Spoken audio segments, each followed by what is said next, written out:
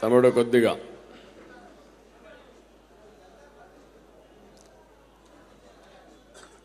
ఈరోజు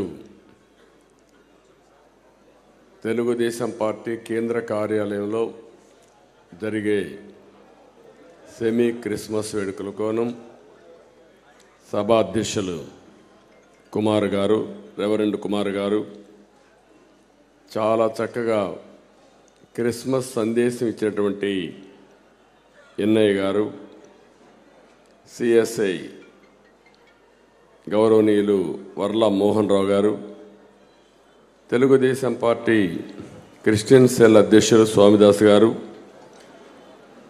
Christian minority finance corporation మాజీ chairman Maddirala many గారు, వేదికపై ఉన్న పెద్దలందరికీ, అదే మరిగా ఈ కార్యక్రమానికి చేసినటువంటి సంఘ కాపరులు, అభిషక్త ప్రతినిధులు, గౌరవనీయులు నక్క ఆనందబాబు గారు, వర్ల రామయ్య గారు, పీతల సుజాత గారు, ఎంఎస్ రాజు గారు, రామాంజనేయులు గారు, ఇంకా మిగిలినటువంటి పెద్దలందరూ ఉన్నారు. అందరికీ పేరు పేరున సెమీ క్రిస్మస్ శుభాకాంక్షలు తెలియజేసుకుంటూ అందరికీ హ్యాపీ క్రిస్మస్.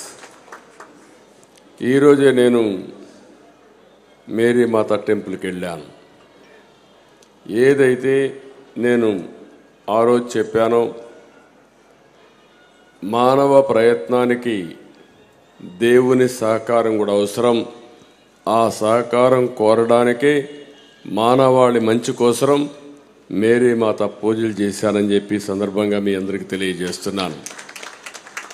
అయితే మన టెంపుల్ కూడా మేరీ మాత చర్చి చూస్తే దేశంలో అతిపెద్ద 2వ చర్చ్ ఇది. అది నా అదృష్టంగా భావిస్తున్నా. ఈరోజు నేను చాలా సంతోషంగా ఉన్నా. మేరీ మాత యొక్క ఆశీస్సులు మనందరికీ ఉంటాయని చెప్పి మరొక ఆశిస్తూ, ఈరోజు ఇప్పుడే ఎన్ఐ గారు చాలా స్పష్టంగా మాట్లాడారు. తమ్ముళ్ళు ఆపండి ప్లీజ్, బయట వాళ్ళకి ఆపాలి.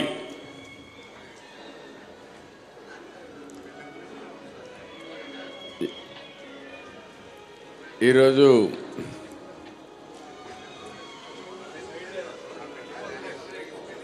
బయట అంటే క్రిస్మస్ వేడుకలోనా లేకుంటే ఇంకేమన్నా మ్యారేజ్ లేదంటే మన సెమీ క్రిస్మస్ డిస్టర్బ్ చేయడానికి పంపించినా ఆశ్చర్యం లేదు. ఎందుకంటే ఈ రాష్ట్రంలో చిత్ర విచిత్రాలు జరుగుతున్నాయి.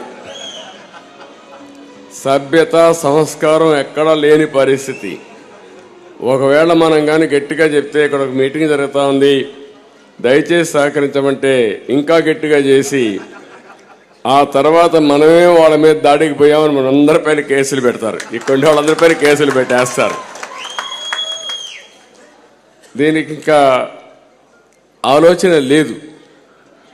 ఇలాంటి ఘోరాలన్నీ వింటా ఉంటే ఓసారి బాధ, ఆవేదన కలుగుతుంది.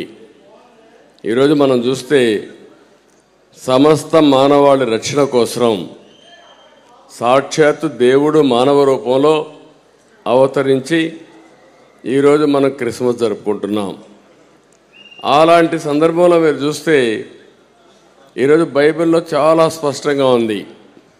ప్రేమ, కరుణ, త్యాగం, సహనం ఇవన్నీ కూడా ప్రతి ఒక్క క్రిస్టియన్స్లో కానీ సమాజానికి ఇవ్వాలని చెప్పి చాలా స్పష్టంగా ఉంటూ, ప్రతి సంవత్సరం డిసెంబర్ నెల వచ్చిన తర్వాత అక్కడి నుంచి సెమీ క్రిస్మస్ వేడుకలు జరుపుకుంటూ జనవరిలో కూడా జరుపుకొని నూతన సంవత్సరానికి స్వాగతం పలుకుతాం.